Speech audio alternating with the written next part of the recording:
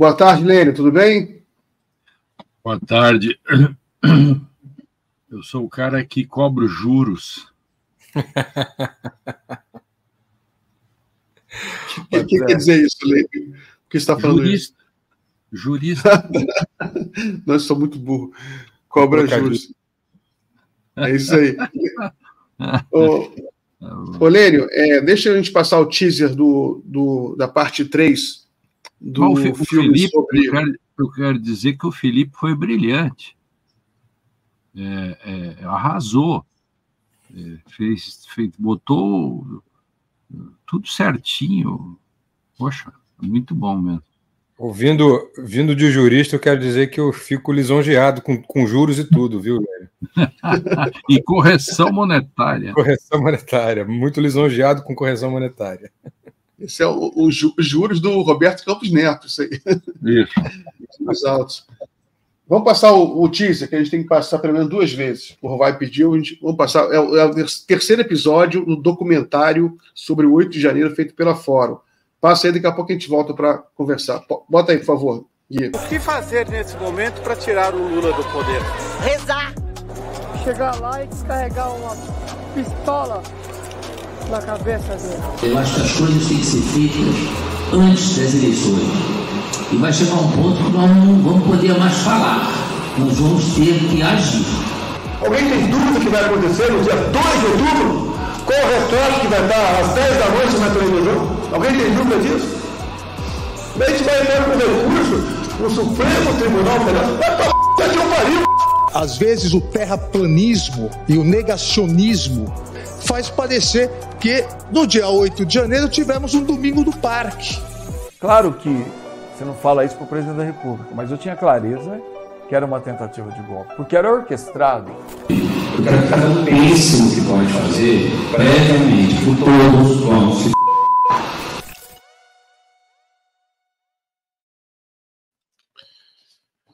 Espetacular. Nossa. Então, pessoal, esse é o episódio 3. Quem não viu o 1 e o 2, veja logo para curtir melhor o episódio 3 do documentário sobre o 8 de janeiro. Ô, Lênio, claro que tem que ter muito talento, o Azenha tem muito talento para fazer o documentário, mas ajuda muito o fato do próprio bolsonarismo oferecer muito material, vídeos, né? Esse vídeo da reunião golpista, e agora até videozinho do New York Times, da Embaixada da Hungria. Não falta vídeo.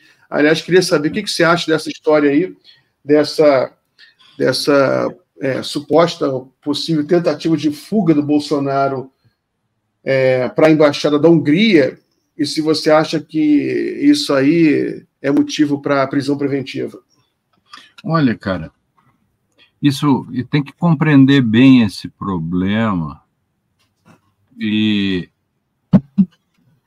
pensar ele dentro de um contexto. Por quê? Se você alcança a faca para alguém, esse fato não quer dizer nada. Você alcança a faca para um cozinheiro, ele corta a carne.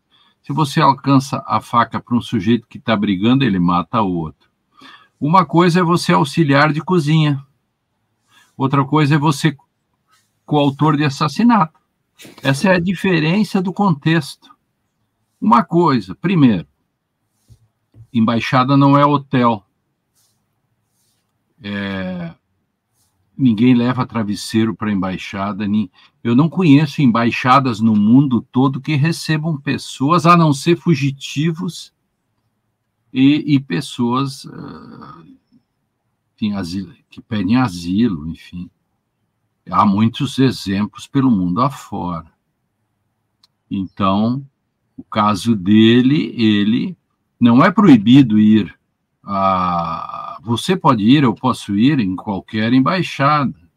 O grande problema é você vai sem passaporte, segundo, você vai com travesseiro, você fica 2 dias, tem murmúrio, você teve seu passaporte apreendido, existe um murmúrio de que você pode ser preso e você fica 2 dias fora, esfria tudo, volta. Eu fui promotor de justiça na fronteira com a Argentina, e quando tinha assim um murmúrio de que fulano seria preso, eles pegavam o barco e iam para o outro lado, ficavam ali em Alvear, do outro lado da Argentina, na Argentina, ficavam 3, 4 dias e voltavam. Passava o burburinho, ele andava por lá e tal. No entanto, isto que ele tinha feito era exatamente evadir-se, né, fugir do distrito da culpa, como se diz. O que Bolsonaro fez é uma espécie de fuga prévia ou algo desse tipo, com a diferença muito grande de alguém que foge, digamos, para o interior do Brasil e outro que se esconde numa embaixada.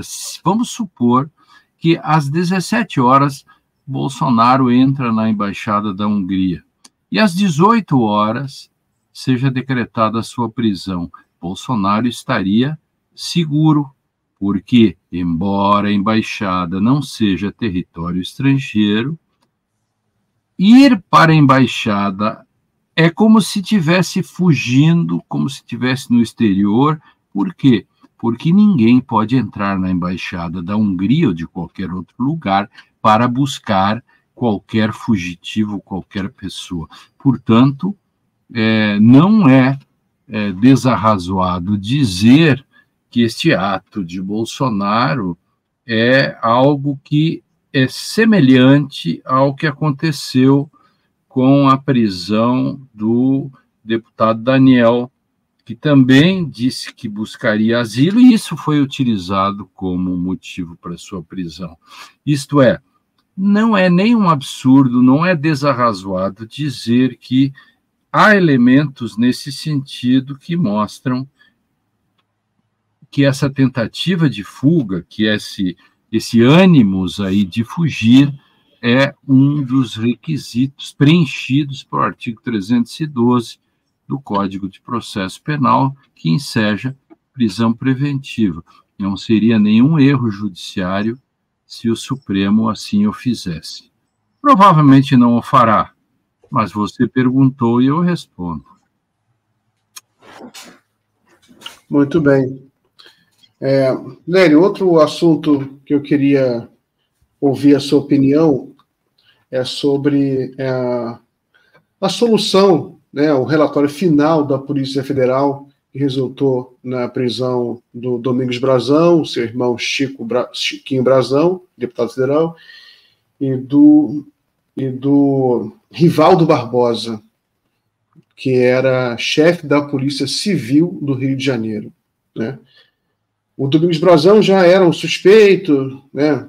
A gente não tinha ainda um relatório final, mas já era um suspeito. O que chocou todo mundo foi esse Rivaldo Barbosa, que era todo bonzinho, todo mundo ficou muito surpreso aqui no Rio de Janeiro, a própria família da Marielle Franco tem provas muito contundentes contra ele, e ficou muito surpreso, Lênio, porque o relatório é muito pesado, traz muitas informações sobre o papel do Rivaldo Barbosa, que ele era uma espécie de âncora da milícia do Rio de Janeiro dentro da Polícia Civil. Ou seja, as pessoas pediam autorização ao Rivaldo para matar e ele dava. E o Rony Lessa fala isso, né? Quando você tinha autorização prévia do Rivaldo Barbosa para matar. Foi o caso da Marielle. Segundo o relatório, ele autorizava o assassinato porque se qualquer investigação, como ele era o responsável maior, tanto antes de ser chefe da Polícia Civil, ele era o chefe da Delegacia de Homicídios da capital e tinha um cúmplice na chefia da Delegacia de Homicídios da Baixada Fluminense, ou seja, toda a região metropolitana, que é onde acontece a maioria dos crimes, estava sob controle do Rivaldo Barbosa. O que você acha dessa história? Bom, assim, duas coisas. Pensa comigo. Primeiro, está correto o ministro da Justiça quando diz que essa investigação acabou. Ela acabou num sentido metodológico, digamos assim, porque existe material apto para fazer a denúncia criminal e o processamento. Mas no plano material, para além deste metodológico, chamemos assim, nós temos muita coisa por vir. Por exemplo, não é desarrazoado pensar que o Rivaldo vá fazer delação premiada. Ele só foi preso agora. Nenhum dos outros réus, os que foram presos agora, portanto, é uma coisa nova, eles ainda podem delatar. E aí aumenta o espectro daquilo que é a descoberta do crime. Mas, digamos assim, que terminou metodologicamente. Daqui uma semana, o que não vai prejudicar isto que está aí, viu, Miguel, Felipe? Você tem elementos, assim como é muito parecido com o caso Bolsonaro. Existem elementos tranquilos para denunciar Bolsonaro por vários crimes, o que não significa que as investigações podem continuar e agregar depois novos crimes. Entende? Então, por exemplo, o Rivaldo, ou o próprio deputado, sentindo o cheiro da canjibrina, como se diz aqui no Rio Grande do Sul, que é uma expressão para dizer que preteou o olho da gateada, ou, em outras palavras, o pau vai comer, ou seja, vou me ralar, a delação seja o único remédio que reste para salvar o pelo. Então, e aí começam a surgir, como a delação é uma pena que você puxa e o produto são galinhas, há muitos frangos espalhados ainda no Rio de Janeiro que aparecerão numa eventual delação premiada. E eu não acredito, viu, pessoal, que nenhuma dessas pessoas não vá delatar. Com os favores que existem na delação, a menos que o sujeito tenha medo de delatar, de ser eliminado, mas em termos de legislação é um grande negócio delatar, viu, Felipe, Miguel?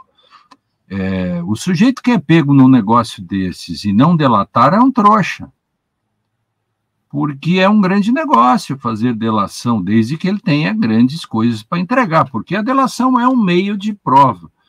Você tem um produto, que é o que você sabe, o que você pode informar, e os outros têm para lhe dar como prêmio a diminuição do seu sofrimento. Isso é uma questão bem utilitarista.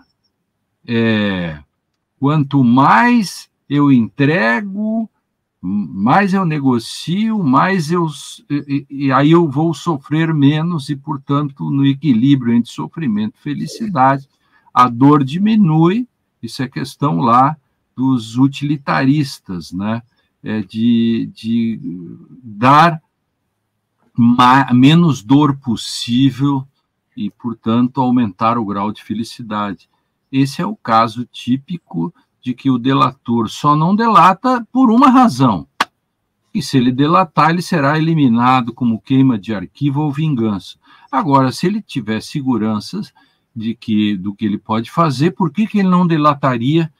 Imagina uma pena de 30 anos, você pode transformá-la em 4, 5, dependendo do que você tem para entregar. Vocês não acham? Lênio, o Rivaldo, que é o tema da nossa conversa agora, ele funcionou aqui no Rio de Janeiro como uma espécie de coletor das mineiras. O que é o coletor das mineiras? Ele sabe muito, portanto, ele sabe muito. Sabe muito. Essas milícias, elas costumavam pagar o que aqui no Rio de Janeiro chama a polícia mineira, que é a polícia da extorsão. Então, eles pagavam o policial na ponta, o escrivão, para não ter os crimes relatados. Só que eles eram extorquidos várias vezes. E aí, o que o Brasão fez? O Brasão e outras milícias, eles foram para cima. Disseram, a gente vai parar de pagar os bagrinhos, mas vamos te pagar, porque você é o chefe de polícia. Isso. Nem chefe de polícia ele era ainda. Ele era o diretor da delegacia de homicídios. Então, eles começaram a pagar o delegado titular da delegacia de homicídios para que os homicídios que eles praticavam não fossem apurados.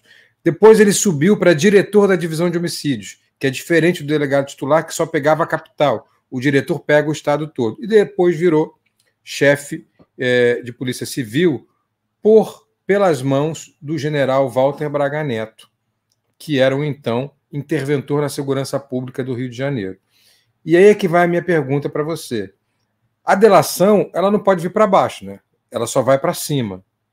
O delator não entrega os de baixo, entrega os de cima, né? Eventualmente, ele vai poder dizer, por exemplo, qual é a relação dele com o general Braga Neto, se é que há alguma relação. Ele poderia dizer, por exemplo, por que, nas palavras de Sérgio Moro, Bolsonaro pediu pelo menos uma superintendência. Você tem 27, eu só quero a do Rio. Isso. Ele poderia entregar, né, o que a Polícia Federal do Rio fez com ele naquela época. Ele pode entregar quem, afinal? Essa é a minha pergunta. Braga Neto? Ele pode entregar... Da Polícia Federal? Passo para você. Porque, veja, a delação não é prova, é meio de prova, né? Ele não precisa ter a prova, ele precisa ter informações. Veja, por exemplo, que lá na delação do caso Marielle anterior, fala assim, aí o táxi teve na rua tal, o que faz a polícia? O cara não tem a prova do táxi, mas a polícia tem condições de rastrear onde o táxi estava, correto? Essa é a grande metáfora para entender, uma alegoria para entender o que é a delação. Você diz, fulano telefonou. Você não tem prova nenhuma disso, a não ser que soube. Mas a polícia tem condições de saber se você telefonou ou não. Eis a diferença entre meio de prova e a própria prova. Eu diria que ele tem tantas informações, não só ele, mas principalmente ele tem tantas informações como meio de prova, que dependendo dessa negociação, ele tem... Porque a delação é assim, é um negócio, né? É um negócio jurídico. Eu tenho um produto e vendo para você, e você me paga, é o prêmio. Agora, às vezes você tem tanta coisa que o preço pode ser pago, inclusive, como nos grandes crimes, nos Estados Unidos e outros, se for muita informação, por exemplo, que envolve até o general ou um monte de gente, é capaz deles darem imunidade para ele, sabe? Com tudo que fez, mas se ele tem tanta coisa assim, eu não descarto que essa delação, porque ela transforma toda a política, né? Ela pode limpar o Rio de Janeiro, ela pode limpar parte do Brasil, dependendo dele e de outros, né? Então, e daí eu espero, inclusive, assim, bem utilitaristicamente, eu estou falando aqui bem pragmaticamente, quando se tem a perspectiva de apuração de crimes e que são transcendentes e que se espalham, digamos assim, de forma capilarizada pela sociedade, aumenta o valor dessa informação, né? Aí resta saber quanto que a polícia está disposta, ou o Ministério Público está disposto, né, a dar de pagamento para o Rivaldo. Se eu fosse do Ministério Público que estivesse conduzindo isso, eu seria bem pragmático, Felipe e Miguel. Eu convocaria e diria o seguinte: olha, o que você tem para me vender que eu quero comprar? Vamos lá, qual é o preço e o que você tem de mercadoria, fazendo esta metáfora? Olha, poderia mudar a história de muita coisa no Brasil. Por isso que eu te disse antes que há duas questões, uma metodológica, porque você tem os elementos e faz o processo, a outra é material, que pode advir disso que eu estou dizendo. Se ainda não pensaram bem nisso, o Ministério Público estiver ouvindo, ouço a minha experiência aqui de 29 anos no Ministério Público, que sabe como fazer essas coisas.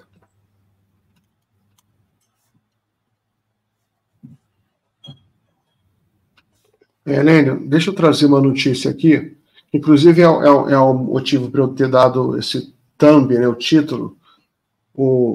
Eu entrevistei a Cidinha Campos, deputado estadual, legendário do Rio de Janeiro, foi 4, 5 vezes deputado estadual, 2 vezes deputada federal pelo PDT, radialista, e ela era adversária histórica do Domingos Brazão.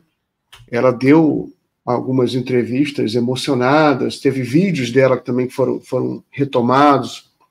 Tem um vídeo, sobretudo uma denúncia que ela fez em 2014, muito emocionada, em que ela fala que o Domingos Brazão ameaçava ela de morte sistematicamente nos corredores, sempre que ninguém estava ouvindo. Ele falava coisas horríveis para ela, vou te matar, xingava ela.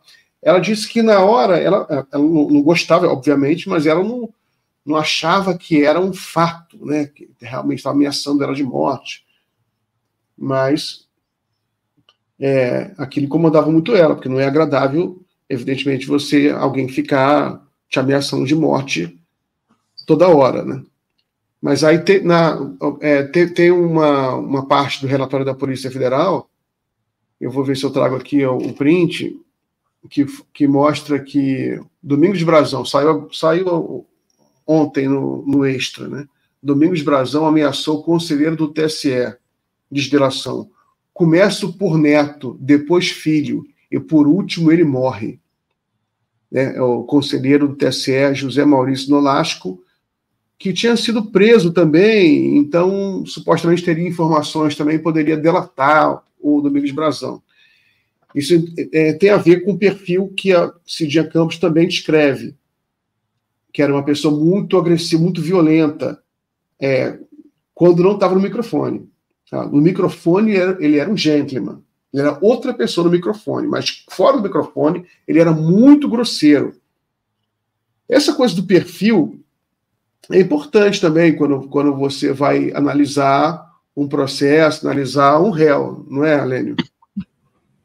Claro. A Cidinha é uma mulher porreta, né? Ela já está naqueles filmes antigos da Tropa de Elite, ou antes dele e tal, tem pronunciamentos dela, né? Em que ela denunciava as milícias e crime organizado, enfim, que se infiltra dentro do aparelho estatal, na ossatura do Estado, né? Quer dizer, a ossatura do Estado penetrada pelo crime. Então, evidentemente que o perfil, né, dessas pessoas é muito... o conselheiro do Tribunal de Contas do Estado, né? Começa pelo neto. Aí você vê que isto é um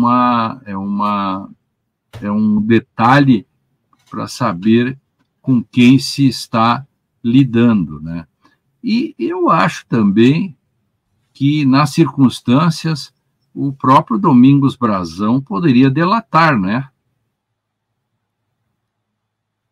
Ele teria bons produtos para entregar para a polícia e para o Ministério Público.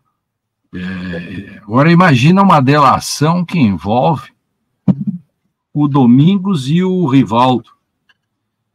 Cobras e lagartos e jacarés, etc., entregando os meandros da política, que acaba atingindo muitas pessoas importantes, né? Cara, eu pago para ver, queria ver finalmente aquilo que as pessoas dizem. Faltava alguém denunciar, quem sabe isto ainda aconteça, né? Sou um otimista. Falar em otimismo, Felipe, tem uma notícia boa aqui. Tem muito a ver com o que a gente estava falando, mas é tão boa, é tão interessante essa notícia. Tem a ver porque é de política. Deixa eu trazer aqui, que eu achei interessante essa notícia. Vocês acompanharam a eleição em Portugal, né? Eu tinha separado aqui a imagem. Achei tão interessante isso, porque isso dá uma esperança, né, na democracia, que você sabe, Felipe, que a extrema-direita teve uma votação muito grande lá, o partido extrema-direita cresceu muito. Sim. E havia a expectativa de que ele se aliasse à direita, à centro-direita que se elegeu, e entrasse no governo. Só que isso não aconteceu, né? O que aconteceu foi o contrário. Eu esperava isso. Quem entrou foi a esquerda. Olha que interessante. Centro-direita se alia à esquerda no Parlamento de Portugal e isola o partido Chega à extrema-direita. Isso é tão bonito, Lênio. A democracia ela tem essas surpresas boas.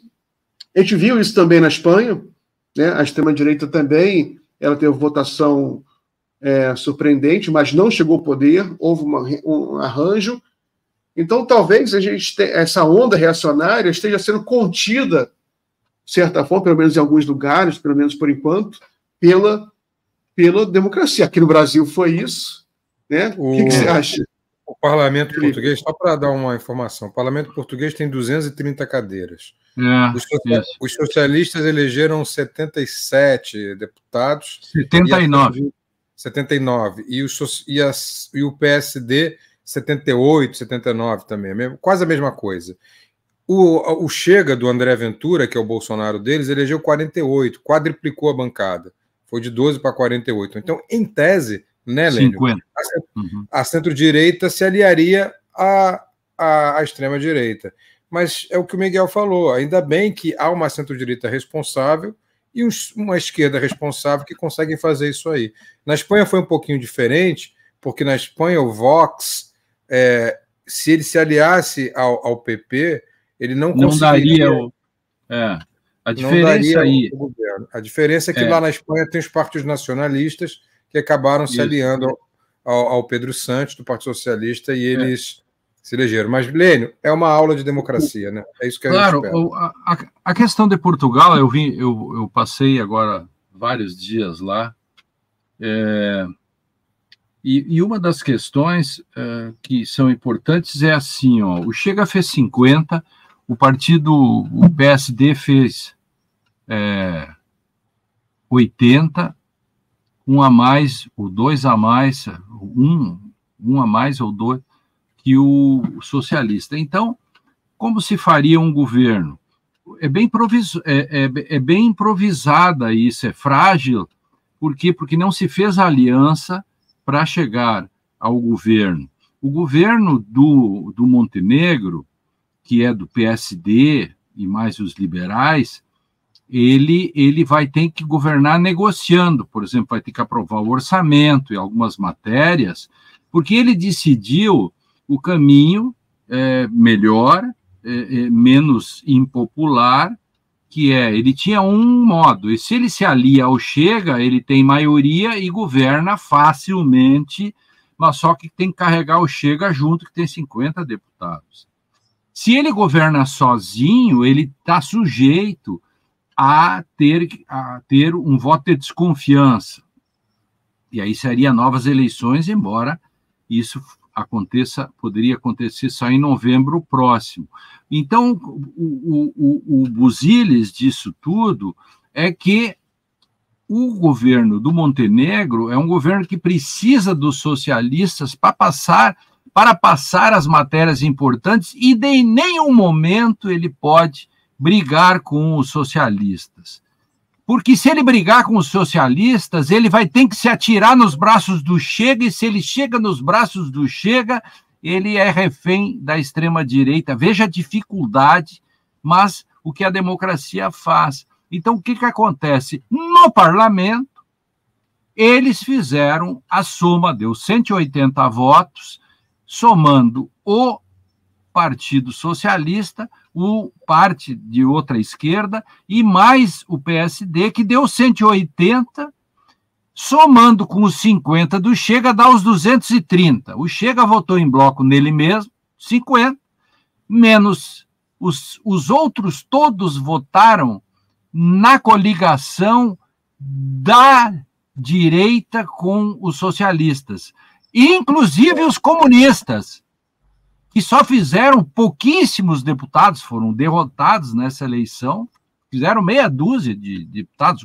4 ou 5, não sei, mais o bloco de esquerda, enfim, mas somando tudo deu 180 e assumiram o legislativo, controlando as comissões, tirando o Chega dessa história toda, isolando ele. E isso é um ponto democrático muito importante, que faz com que, talvez, o Montenegro, do PSD, ao fazer essa aliança com o PSD e os demais, para a presidência do parlamento, ele consiga aprovar sem o espectro do voto de desconfiança e sem precisar negociar e dar o braço, a mão para a extrema-direita. Esse é o quadro, né, que se apresenta lá em Portugal. Lênio, eu vou terminar esse bloco agora, o Felipe tem que se despedir, tem que sair, eu vou liberar você também, agradeço então os dois pela participação. Obrigado, Miguel, obrigado, Lênio, sempre um prazer te ouvir, aprendo muito contigo sempre que você vem aqui. Forte abraço. Maravilha, Felipe, maravilha, Miguel do Rosário, tamo junto, vamos aí. Obrigado, Lênio, forte abraço.